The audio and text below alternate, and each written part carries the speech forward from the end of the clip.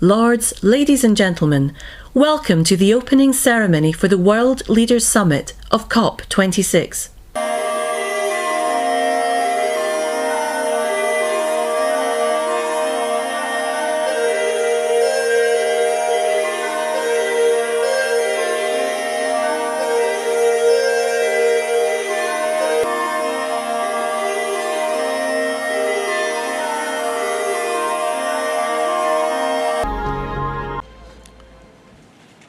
Your Excellencies, ladies and gentlemen, the COVID-19 pandemic has shown us just how devastating a global cross-border threat can be.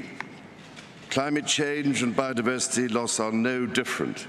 In fact, they pose an even greater existential threat, to the extent that we have to put ourselves on what might be called a warlike footing. Having myself had the opportunity of consulting many of you over these past 18 months, I know you all carry a heavy burden on your shoulders, and you do not need me to tell you that the eyes and hopes of the world are upon you. Good afternoon, everybody. Welcome to COP. Welcome to Glasgow and to Scotland, whose most globally famous fictional son is almost certainly a man called James Bond, who generally comes to the climax of his highly lucrative films strapped to a doomsday device, desperately trying to work out which coloured wire to pull to turn it off, while a red digital clock ticks down remorselessly to a detonation that will end human life as we know it. And we are in roughly the same position, my fellow global leaders, as James Bond today. Except that the tragedy is, this is not a movie, and the doomsday device is real, and the clock is ticking to the furious rhythm of hundreds of billions of pistons and turbines and furnaces and engines with which we are pumping carbon into the air faster and faster, record outputs, and quilting the earth in an invisible and suffocating blanket of CO2. Prime Minister Boris Johnson, I want to thank you and to thank COP President Alok Sharma for your hospitality, your leadership, and your tireless efforts in the preparation of this COP.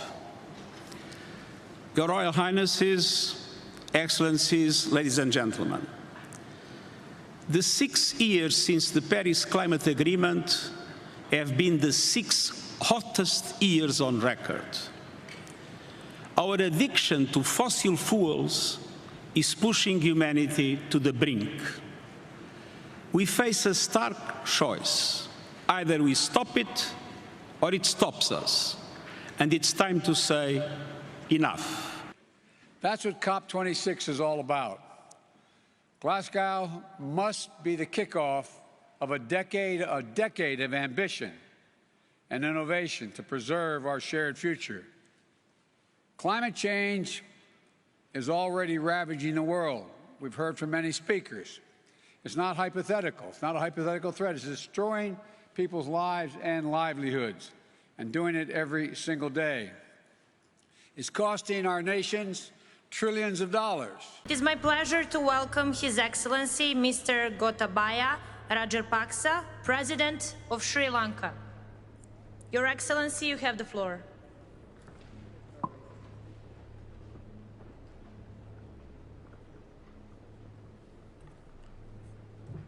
Chairperson, Excellencies, delegates.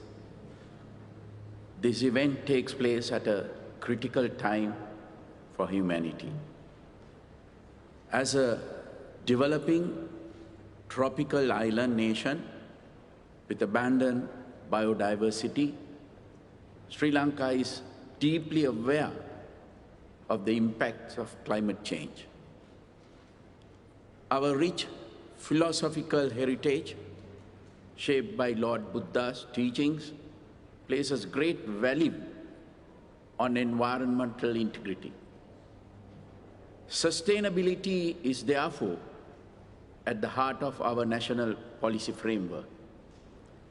Sri Lanka's updated nationally determined contributions aims to reduce emissions towards achieving carbon neutrality by 2050. We have prioritized enhancing national forest cover with initiatives underway to increase our carbon sequestration capacity by 7% by 2030. We will increase contribution of renewable energy sources to 70% of national energy needs by 2030 and are taking steps to phase out use of fossil fuels. Sri Lanka is also proud to be a co-lead of the Global Energy Compact for no new coal power. Sri Lanka recently restricted imports of chemical fertilizers, pesticides, and weedicides due to public health concerns, water contamination, soil degradation, and biodiversity impacts. Although opposed by entrenched lobbies, this has created opportunities for innovation and investment into organic agriculture that will be healthier and more sustainable in future. Reactive nitrogen emissions from overuse of artificial fertilizer is a major contributor to climate change. In 2019, Sri Lanka spearheaded the Colombo Declaration on Sustainable Nitrogen Management, which seeks to have nitrogen waste by 2030. We look forward to more countries joining this initiative. Sri Lanka also leads the Action Group on Mangrove Ecosystems and Livelihoods under the Commonwealth Blue Charter initiative. Sri Lanka welcomes investments, technology transfers, and climate financing for its ambitious sustainability efforts, along with broader development assistance to support recovery from the COVID-19 pandemic. Climate change affects all nations, but disproportionately impacts developing island nations. Developing nations that take bold steps towards climate change mitigation and adaptation deserve extensive support. It is essential that the world's largest emitters of greenhouse gases fulfill their national commitments and assist developing nations navigate through the climate crisis. I call upon all nations to work together in a spirit of true cooperation to overcome this crisis and sustain humanity and our planet. Thank you.